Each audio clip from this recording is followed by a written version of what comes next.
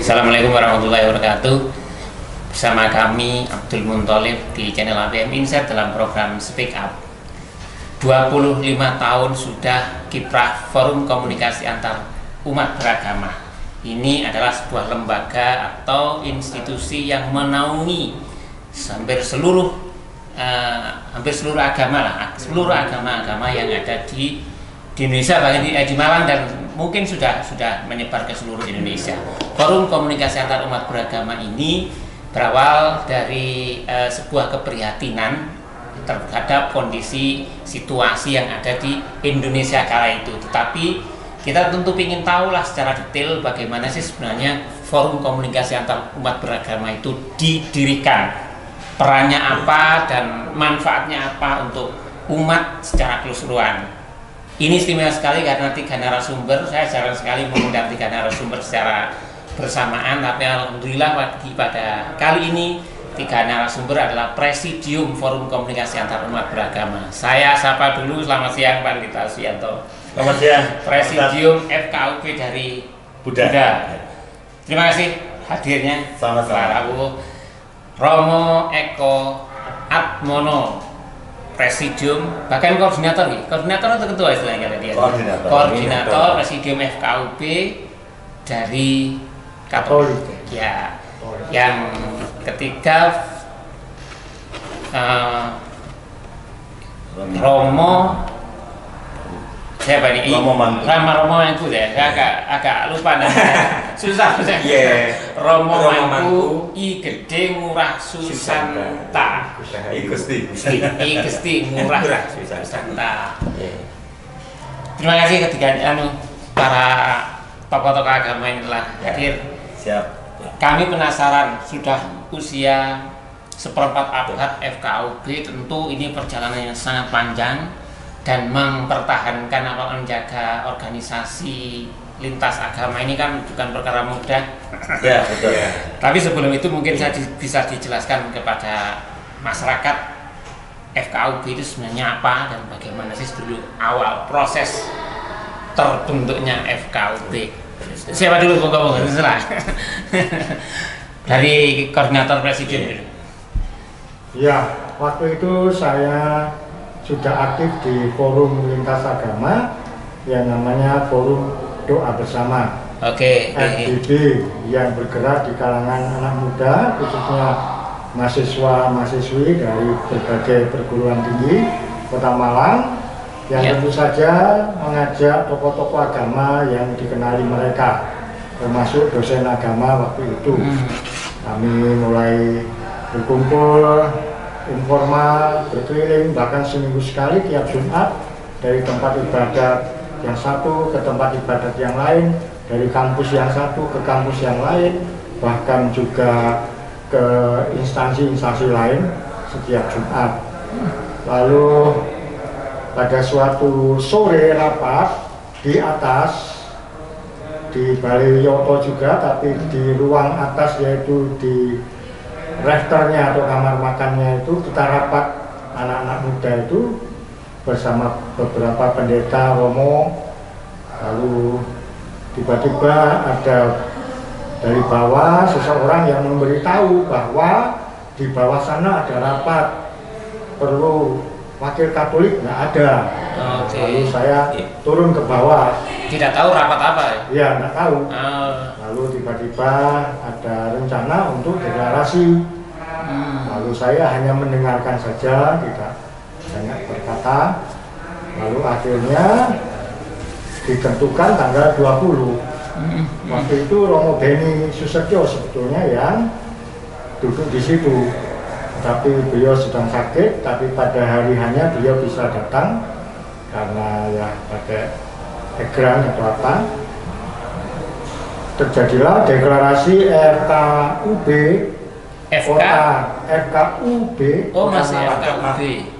FKA atau sudah FKUB? Enggak, ini ceritanya deklarasinya FKUB. Kalau FKUB. Iya. FKUB. FKUB belum terdengar sama sekali. Dideklarasikan di situ oleh wali kota saat itu, Pak Maskut. lalu dan kota ya, tokoh-tokoh oke. agama seperti dari mana Cenggerayam itu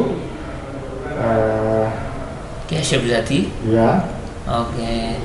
ya terjadilah deklarasi dan banyak sekali penuh sampai meluber ke luar di hari siang hari ya. Itu lalu kemudian ya berjalanlah, maka lalu di Kota Malang ini ada dua, FDB yang anak muda, FKAUB yang sepuh-sepuh yang senior. Yang menginisiasi FDB dulu siapa? Mahasiswa atau itu pencairan? saya kurang tahu. Oke. Oke ya, monggo lanjut. Sambil jalan terbentuk. Nah, FKUB ini dengan deklarasi seperti itu ya serius. Oke. Lalu menjawab langsung kebutuhan-kebutuhan orang Malang terkait dengan mengupayakan perdamaian, kerukunan. Kan sementara itu kan ada kacau-kacau di Ambon, di Kupang, bahkan di Sanggo. Itu kita terima berita itu disusul dengan isu ninja dan sebagainya. Maka PR-nya banyak sekali, termasuk meredam kekacauan atau ketularan musuh dari Kupang yang saat itu jelas. Jadi khawatir ada pembalasan dendam. Maka Kiai Haji Dahlan sebagai ketua PCNU saat itu mengumpulkan kita lalu membuat pernyataan supaya tenang dan tidak ikut-ikutan.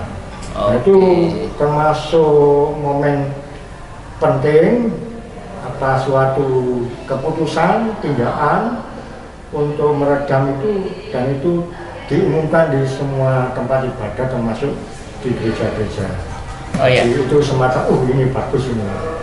Lalu ya terbentuklah FKUB terus karena secara informal mereka berkumpul ya sesuai keadaan sekitar, lalu kemudian juga mencoba juga kadang-kadang sempat berkumpul di kelenteng, lalu kemudian FDB juga ada yang datang ya. Semua mengalir begitu saja. Nah, bagi kami Gereja Katolik di Kota Malang ini peran FKUB sangat jelas, sangat penting. Kami cukup banyak terlibat di situ, baik rohaniwannya maupun awamnya, sehingga kami punya momen-momen peringatan misalnya tahun 2000 ya, lalu tahun 2002 itu 75 tahun Keuskupan Malang. Kami banyak dibantu untuk bekerja bersama, misalnya keamanan di sekitar stadion ya, didukung oleh ya Bansor dan sebagainya lewat KAUB. Lalu juga kegiatan bakti sosial bagi anak yang 5.000 anak itu di dalam stadion juga ternyata di situ ada dari Kristen Protestan, mungkin dari Buddha, dari Kelenteng ikut berbagi kasih di situ dengan membagikan macam-macam pengobatan gratis untuk anak, lalu macam-macam lah. Ya, Romo. Ada panggung gembira. Ya Romo, sebelum jauh ke program kegiatan Romo, jadi Romo Eko dulu langsung oke begitu. Apa yang mendasari dulu Romo? Yang pasti kebetulan sudah ada di buku profil. Di kata apa itu? Ya sejak lama saya mempelajari, meneliti, lalu tertarik dengan tema hubungan antara agama dan kepercayaan, interreligious dialogue. Karena saya pernah lihat brosur undangan dari Filipina untuk siapa Romo atau siapapun ingin kursus tentang hubungan agama dan kepercayaan. Nah itu saya tertarik, lalu saya ikut ke sana. Lalu sewaktu ujian terakhir saya menulis tentang dokumen penting yang merupakan tonggak bagi Gereja Katolik untuk bergerak di sini, yaitu Nostra Aetate. Nah itu kita baca, lalu kemudian ternyata ada gerakan seperti ini. Maka sebagai pribadi atau orang Katolik, iman Katolik, nah ini rahmat luar biasa bahwa terjadi shift paradigm, pergantian paradigma. Jadi saya merasa diubah wawasannya untuk kalau berjumpa dengan siapapun itu punya perspektif apa, kita ini saudara, kita ini harus membangun perdamaian, maka harus. Ketika FKUB didirikan, Romo, itu mungkinkah itu di kota-kota lain se-Indonesia itu belum terbentuk kayak model kayak begini, apapun namanya, tapi ada nggak? Pernah dengar nggak? Saya tidak mengklaim begitu mudah karena pasti ada. Mungkin ada ya. Karena saya yakin yang namanya Allah ya, Maha Karya itu rohnya itu kemana-mana. Tergantung siapa yang terbuka, jalan. Kondisinya mengisyarat, jalan. Jadi saya tidak bisa mengklaim bahwa Malang nomor 1. Oh, enggak ada data itu juga ya. Data, harus survei. Ya, baik, kalau saya baca dokumen deklarasi itu ada namanya Pandita Suyanto ya. Saksi sejarah yang tanda tangan juga ya, selain yang lain ya. Situasi waktu itu tadi kan disebutkan Romo, terbentuknya forum doa bersama, akhirnya terbentuk FKUB itu kan berawal dari ajaran konflik antar agama di berbagai kota. Malang waktu itu kondisinya kayak apa? Apakah ada konflik yang fatal begitu atau gimana situasinya? Situasi di Malang sebenarnya relatif masih terkendali, cukup aman. Tapi karena pemicu yang terdekat itu adalah kasus Situbondo. Atau daerah Tapal Kuda ya, 96 ya, 96. Dan itu kan efeknya masih terus merembet ke sini. Ya, nah para tokoh agama sudah ada keprihatinan itu. Hanya kapan memulai untuk berkumpul ini kan saling menunggu. Nah kebetulan generasi muda melalui forum doa bersama sudah aktif duluan, sudah mengawali. Dan mereka mengundang para tokoh. Ya itu saya juga hadir tiap Jumat itu dari tempat ibadah satu ke tempat ibadah lain di Kota Malang ini. Padahal saat itu rumah saya di Ampel Gading, 60 kilo dari Kota Malang. Luar biasa, perjuangan luar biasa. Ya, tapi saya demi toleransi ikut semangat kan. Nah, dalam banyak pertemuan FDB itu kemudian kan terpikir bahwa kita membutuhkan wadah yang lebih bersifat permanen. Kalau hanya doa semacam itu waktu itu, kayaknya itu temporer aja untuk antisipasi situasi yang terjadi. Maka tokoh-tokoh yang hadir waktu itu mulai diskusi. Bagaimana kalau ya kita punya lembaga yang lebih permanen lah. Organisasi ya, FDB jalan terus tapi secara wadah kelembagaan itu lebih mapan dan bisa bertahan lebih lama. Nah waktu itu kemudian digagas untuk mendirikan wadah, ya akhirnya disepakati forum komunikasi antar umat beragama. Waktu itu ya terjadi apa ya, masukan-masukan, kenapa nggak forum kerukunan? Oh iya, pakai nama komunikasi gimana? Iya, waktu itu diskusinya begini. Forum kerukunan itu kan sebagai buah atau hasil dari suatu aktivitas. Rukun itu ya? Rukun itu sebenarnya hasil. Tapi kalau sebuah gerakan yang lebih penting itu sebenarnya komunikasi. Karena ketidakrukunan itu disebabkan karena nggak ada komunikasi.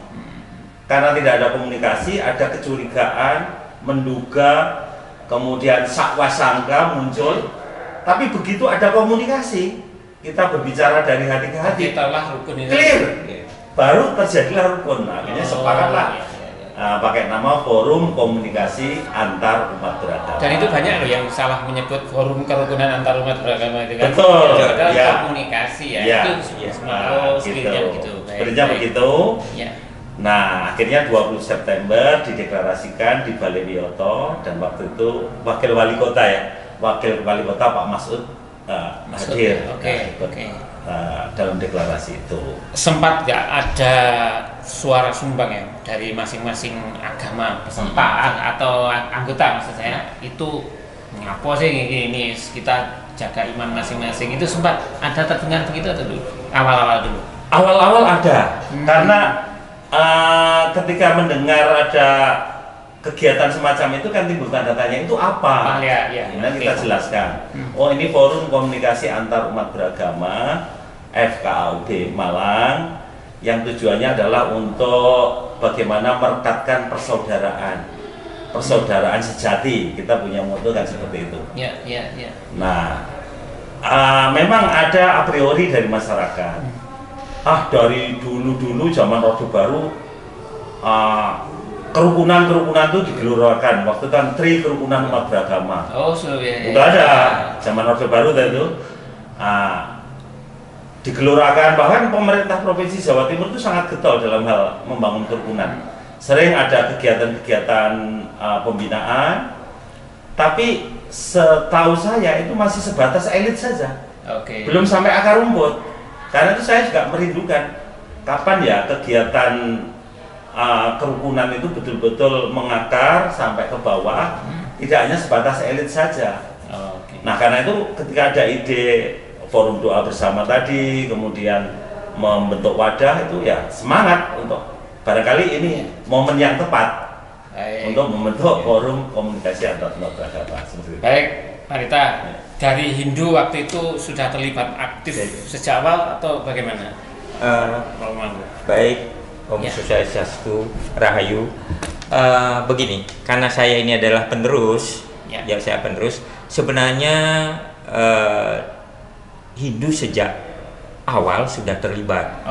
Memang di dalam deklarasi FKAUB itu yang tampak di sana adalah sesepuh saya yang juga dulu ketua majelis Parisada Hindu Dharma Indonesia Malang, Kota Malang, yang Bapak Ide Bagus Bajra. Nah, beliau termasuk tokoh yang ikut deklarasi waktu itu, mencanangkan beliau. Karena bahkan beliau ini panjang waktunya di FKAUB itu panjang. Nah, karena kondisi beliau belakangan ini sudah sepuh, sudah tidak memungkinkan untuk aktif di lapangan, sayalah ditugasi untuk melanjutkan. Tetapi ada suatu hal yang bagi saya atau bagi umat Hindu boleh dikatakan kegiatan atau tampak di lapangan FKUB programnya ini, khususnya kalau lihat dari sejarah tentang berinya FKUB itu memang secara secara pengertian keimanan di Hindu maupun kenyataan di lapangan itu memang sudah mendukung. Karena di Hindu itu ada semacam semacam komitmen kita ini adalah bersaudara. Wasudewa Kutubagam. Nah, itu di dalam Weda disebutkan. Nah, inilah Hindu pada saat itu melalui Bapak Ide Bagus Bajra ini sudah aktif beliau. Cuman permasalahannya kan begini. Beliau dulu kan ada di majelis. Otomatis beliau itu kan membawa misi keagamaan yang paling atas di dalam lingkup pembinaan agama. Beliau lebih dicatakan sebagai pemimpin keagamaan. Nah, di sini ada beberapa hal yang mungkin beliau tidak sempat menyampaikan secara lugas di umat, tetapi programnya banyak yang ditampilkan, bahkan beberapa hal yang beliau sangat urgent sekali di dalam pertemuan-pertemuan, di dalam mengatasi permasalahan. Satu contoh, pada saat umat kami mendapat musibah di Pura, FKAUB datang ke Pura. Hasilnya beliau promo itu. Musibah apa tuh? Musibah dibakar. Pura kami dibakar. FKAUB datang secara istilahnya, pimpinan kami sudah mengadem-ngademi umat jangan sampai bereaksi, tetapi begitu kedatangan FKAUB ke Pura, kami seolah-olah ikhlas, tidak ada masalah. Sudahlah, karena ini mungkin kejadian yang ya mungkin ada orang yang tidak senang atau ini terjadi, akhirnya kami tidak bereaksi secara ekstrim, tidak. Akhirnya kami menyikapi mungkin ada hal yang perlu kita tindak lanjuti untuk kerukunan ini dalam hal ini. Akhirnya semangat umat Hindu pada saat itu kita tidak mempermasalahkan terjadinya. Artinya tidak menindaklanjuti dengan ya mungkin ada pembalasan atau mungkin mencari-cari untuk siapa pembakarnya kan demikian ya. Tetapi pada saat itu ada dua hal yang dipetik di sana dari majelis yang juga Bapak Bajir ketuanya pada saat itu, beliau juga mengadem-ademi atau mendinginkan situasi masyarakat, kemudian dengan FKUB berkunjung tambah lebih adem. Terjadilah kesepakatan sana. Kalau memang ini kehendak Tuhan atau Hyang Widi bahwa pura itu dibakar, saya yakin suatu saat akan berdiri megah. Tidak menunggu lama. Tidak menunggu lama, entah dari mana datangnya, terjadilah perombakan besar-besaran di pura, hanya terjadi sesuatu yang istilahnya apa? Mungkin karena dibakar hanya puranya tambah megah demikian. Tapi sebenarnya ya karena ini adalah proses ya saya kira yang jelas di sana adalah disinilah tampak bahwa pentingnya kerukunan umat beragama tidak hanya diomongkan saja, tetapi secara implisit itu mampu untuk mewujudkan ya artinya meredam permasalahan di garis bawah, di tingkat bawah. Jadi umat tidak akan mudah terprovokasi. Tapi sebelum ada kejadian itu umat Hindu itu khususnya menanggapi FKUB, misalnya ada tadi Bajra, Ide Bagus Bajra gabung di FKUB, umat sempat protes atau gimana? Awal karena umat tidak begitu apa ya paham dengan programnya karena FKUB. penjelasan tadi belum belum karena FKUB itu kan munculnya kan karena ada masalah di apa namanya kejadian-kejadian yang terjadi di Jawa Timur khususnya di berbagai daerah itu. Nah ini yang masyarakat Hindu atau umat Hindu sebenarnya tidak memahami apa yang terjadi. Tetapi belakangan semakin ke belakang, nah seiring dengan generasi muda Hindu itu bangkit, artinya bangkit, ada beberapa yang mempertanyakan. Tetapi sebenarnya perjalanannya mempertanyakan ini kenapa ini terjadi atau ada program FKUB yang dalam hal ini semua kumpul di dalamnya, kemudian membawa misi, apalagi di dalam adanya memiliki semboyan persaudaraan sejati. Di situ ada timbul pertanyaan, apakah tidak mempercampur adukan kepentingan agama atau kepentingan yakin dengan kepentingan persaudaraan secara masyarakat umum? Itu pertanyaan dari umat. Iya, itu. Pada saat saya tanya kepada Pak Bajir, apakah ini terjadi sejak awal? Memang beliau bilang terjadi karena memang belum memahami. Artinya umat Hindu belum begitu diberikan sosialisasi tentang apa peran FKUB di masyarakat. Cuman melihat dari sejarah perannya memang dilihat umat Hindu, ternyata tokoh saya ada juga di dalamnya kan demikian. Akhirnya, nah belakangan ini pertanyaan keraguan ini terjawab dengan semakin banyaknya program FKUB yang boleh dia kan membina, mendidik, kemudian memberikan contoh terutama pada generasi muda, itu serasa sangat dibutuhkan. Ya itu. Hanya umat Hindu memahami terjadinya ini. Tidak bisa menerima lah. Bisa menerima. Baik, jadi selama 25 tahun FKUB berdiri, ini program-program yang sangat menonjol khususnya di bidang literasi. Mungkin Romo bisa menjelaskan apa Romo yang itu bisa menguatkan umat dari masing-masing agama bahwa toleransi itu harus kita rawat, harus kita jaga. Itu apa program yang menyentuh ke sana di lintas agama maksudnya? Yang pasti yang spontan itu adalah undangan dari suatu agama merayakan hari raya, lalu pengurus diundang ke sana. Nah, itu pasti Dan saling hadir ya? ya saling hadir. Lalu pelan-pelan kemudian mengangkat isu tentang seminar, pelatihan, baik untuk orang muda maupun diskusi apa. Lalu juga termasuk adalah yang paling lama itu kegiatan yaitu saling kunjung, saling menguatkan siapa yang punya acara, lalu kemudian berdiskusi tentang RUU apa itu kerukunan umat beragama, lalu menghadapi kasus misalnya ke Gondang Legi, jadi informal lalu spontan. Tapi yang agak baru ketika saya datang di Malang tahun 2012 mulai ada program Malang Berdoa. Malang Berdoa yang dulu dicoba lagi. Lalu kemudian adalah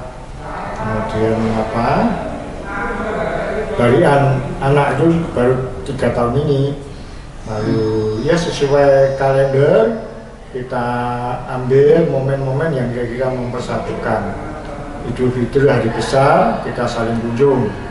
Lalu kemudian Hari Pancasila kita mendekati orang muda atau perguruan tinggi atau sekolah, mengajar, membantu, memfasilitasi tentang Pancasila, bagaimana lalu kegiatan apa yang cocok, dan juga mulai menyapa saudara-saudari kita di Pabel. Lalu setelah Juni masuk ke Agustusan ya, kita baruan. Lalu HUT ulang tahun FKUB sendiri akhirnya menjadi kesempatan mentradisikan untuk bersyukur, untuk mengumpul ke balong pisah, lalu merawat relasi-relasi yang sudah ada, mungkin dengan napak tilas dan sebagainya. Lalu setelah itu Sumpah Pemuda. Nah, Sumpah Pemuda ini yang cenderung mengumpulkan banyak orang. Romo, dan yang lain, pertanyaan yang lain juga ya. Ada nggak perasaan begini? Pernah ada perasaan inilah, misalnya ada satu agama atau umat tertentu yang merasa kok kita ini seperti di apa istilahnya dikooptasi, merasa aku itu kecil kok, kayak kalah-kalahan di forum ini atau di kegiatan ini. Ada nggak untuk mensiasati itu gimana? Kan mungkin namanya manusia kadang ada gitu ya. Ini acara ini kayak cenderungan agama tertentu saja sih, gimana? Menurut hemat saya justru di FKAUB ini yang tadinya berangkat dengan merasa kecil, minoritas itu ya, mendapat tempat yang setara. Oh, apalagi gitu ya? Dengan yang mayoritas. Oke. Jadi kalau belum kenal itu merasa kami ini minoritas, kami ini kecil.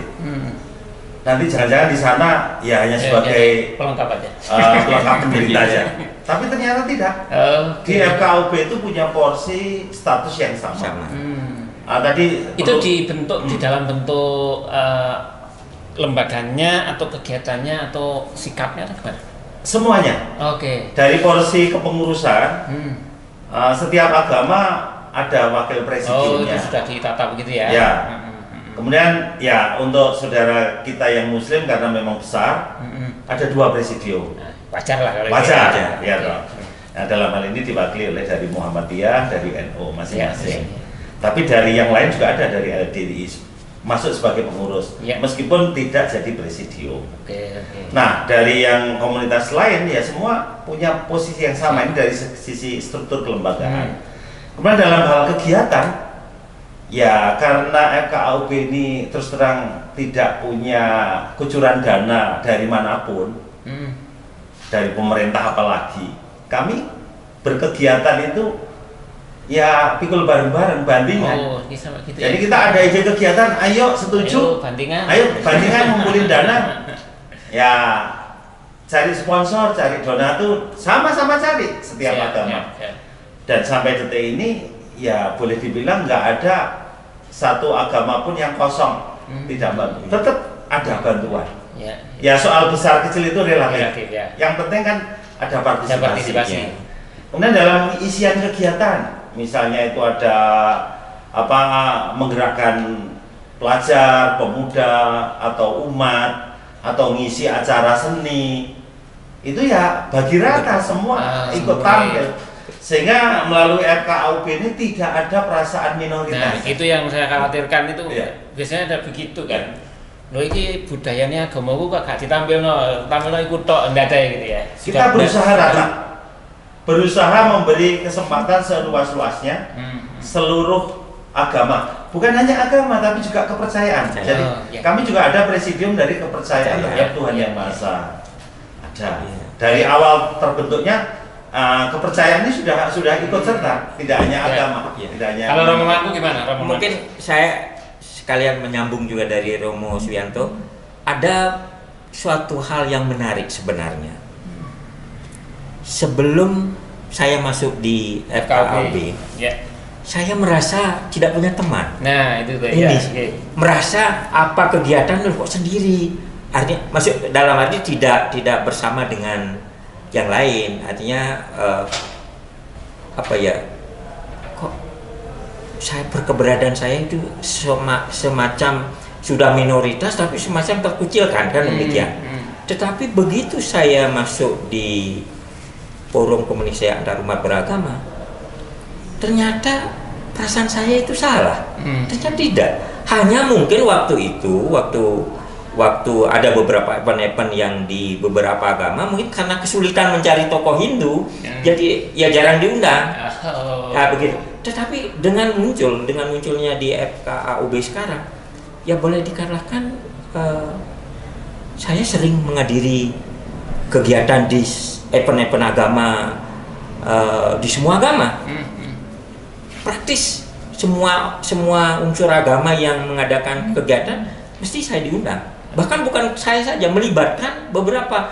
Saya punya pemuda, ada di Hindu itu ada 2 pemuda yang muncul, yang satu Prajaniti, yang satu Prada, ini yang muncul ke permukaan, anggotanya banyak, juga dilibatkan.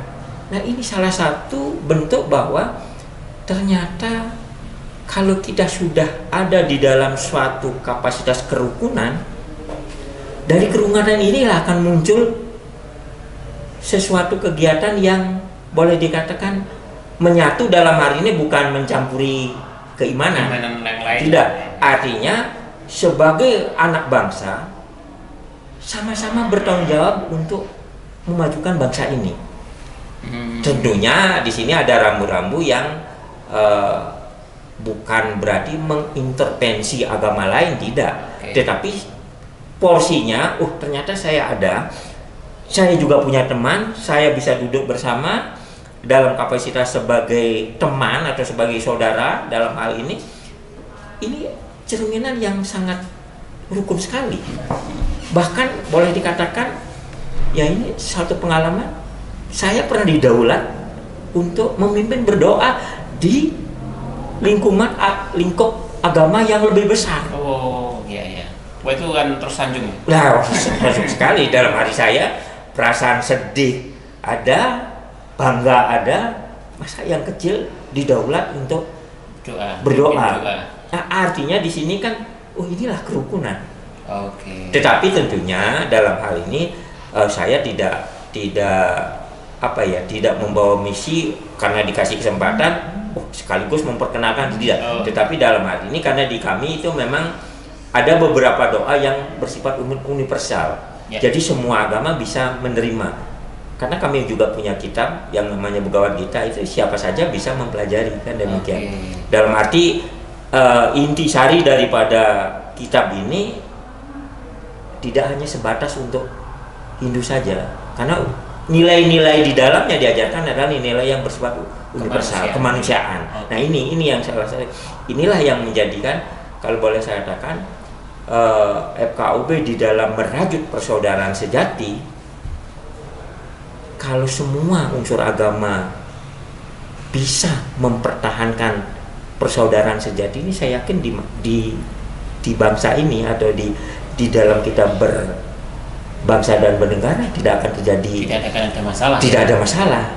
semua bisa diselesaikan dengan Semua bisa diselesaikan dengan duduk, dengan komunikasi selesai semuanya. Nah ini satu hal yang kita perlu perhatikan. Ya baik, jadi ada masyarakat itu yang bertanya begini, ini mungkin bisa dijelaskan ya, ada FKUB, ada FKUB, itu mungkin bisa diceritakan Romo Eko mungkin. Gimana itu kadang siang mana ini ya, itu gimana Romo, ceritanya gimana Romo? Secara umum saya beranggapan atau berpikir bahwa sejarah itu panjang. Jadi apapun bisa terjadi, perkembangan apapun bisa ada. Yang pasti panggilannya adalah bagaimana meramu, merawat semuanya eksis tetap ada bersama, lalu bisa bekerja sama. Itu jadi saling melengkapi karena pasti masing-masing forum itu punya kelebihannya, punya kekurangannya. Kalau semua diseragamkan jadi satu, nanti yang rugi manusia itu sendiri, rakyat kita juga. Bangsa ini ya. Maka ya sesuai kemampuannya dan panggilannya, silakan bekerja. Syukur kalau bisa berkolaborasi, saling mengisi, melengkapi.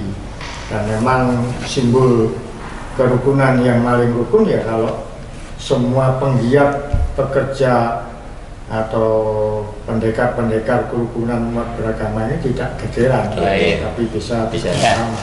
Romo terakhir, jadi kalau tidak salah 20 September kan ulang tahun ya Romo. Jadi saya dengar-dengar ada kado yang istimewa berupa buku. Singkat Romo, gimana ceritanya Romo itu di bukunya FKUB ini pertama atau seperti apa Romo? Ya 25 tahun itu merupakan modal, sudah mengumpulkan macam-macam kisah, sejarah, nilai-nilai, pengalaman, dan SDM yang pernah muncul dan kemudian sudah pergi ke sono. Nah itu harus diinventarisir untuk menghargai sejarah itu sendiri. Lalu itu menjadi tolak picu atau pacu untuk bergerak lebih baik ke depan. Nah ini mungkin yang belum dilakukan oleh FKUB adalah setelah menulis itu refleksi dari masing-masing. Kalau bisa ya bareng, entah siapa yang memimpin, jadi mengadakan olah kekayaan rohani apa yang didapat dari perbuatan atau amal atau kegiatan lintas agama ini, pengalaman apa yang kemudian ya berguna bagi dirinya dan juga bagi orang lain. Kalau dilihat bukunya ya pasti ada percikan-percikan refleksi yang diungkapkan oleh mungkin penulis, mungkin pelaku sejarah, mungkin juga teman-teman kita yang ikut ambil bagian kegiatan pasti ada. Baik. Baik Romo, ini masih ada satu saya penasaran bagaimana sih sebenarnya menerapkan yang sudah dilakukan oleh pendiri terus presidium sekarang ini ke generasi berikutnya Romo. Apakah ini nanti khawatirnya ketika presidium ini sudah purna, penerusnya tidak ada, bagaimana pola yang dilakukan untuk meneruskan kaderisasi? Gimana Pak Pandita? Baik, kami di FKUB ini sadar bahwa tidak bisa dipungkiri akan mengalami usia tua, dan beberapa sudah ada yang berangkat duluan. Karena itu kami menyiapkan kader. Kegiatan FKUB semangat merajut persaudaraan sejati ini sudah kita galakkan mulai dari dini. Maka kegiatan-kegiatan FKUB ini sering justru melibatkan pelajar pemuda. Contohnya ketika Hari Pancasila, kita mengundang disabilitas dari 5 kecamatan di Kota Malang untuk hadir di Gereja Leli. Kita adakan acara semacam apel Hari Pancasila. Kemudian mereka diajak bermain, ada kuis tentang Pancasila. Wah, semangatnya luar biasa. Mereka disabel, pakai kursi, bahkan harus didampingi oleh pendamping. tapi semangat untuk ngaco, Ya, untuk jawab itu luar biasa. Iya, iya, iya. Nah itu nggak pernah dia dapatkan di kesempatan lain. Kemudian di Hari Pancasila juga kita mengadakan perform ya, penampilan seni budaya, flash mob di Matos, Ya. bersama-sama ya seluruh pemuda pelajar, dan apel hari lahir Pancasila di Matos. Itu ya sekitar 600-an orang yang hadir. Itu bagian dari pengkaderan ya. Nah. Penerusnya nanti mereka. Ya, ya. kemudian Hari Sumpah Pemuda yang tahun kemarin kita mengadakan pagelaran Gregah Taruna Nusantara, yaitu menciptakan sebuah tari-tarian massal dan melibatkan seluruh pemuda agama, Ya. seluruh agama apapun ada, itu generasi mudanya menciptakan satu karya, yaitu sendera tari begitu yang cukup lengkap, dan itu gabungan dari seluruh agama di Dom UMM yang hadir 8.500 waktu itu, luar biasa. generasi Ya. muda. Nah seperti itu, Barian Anak Nusantara itu kita selalu pakai anak. Tujuannya apa? Dia yang baca doa anak-anak, tapi didampingi oleh rohaniwan. Yang baca Pancasila juga anak-anak. Itu apa? Dalam rangka kaderisasi, supaya mereka sejak dini sadar bahwa kita itu nggak mungkin seragam. Ya. Kita harus melihat perbedaan itu sebagai sebuah keindahan yang harus dijaga, dirawat. Dan gen Indonesia itu selalu majemuk, plural, aneka ragam. Kalau kita mau menyeragamkan, itu berarti menolak gen bangsa Indonesia. Itu sudah kita tularkan dari Ya, generasi luar penerus. biasa. Seperti itu yang kita kerjakan di Baik, FKUP. luar biasa KUP.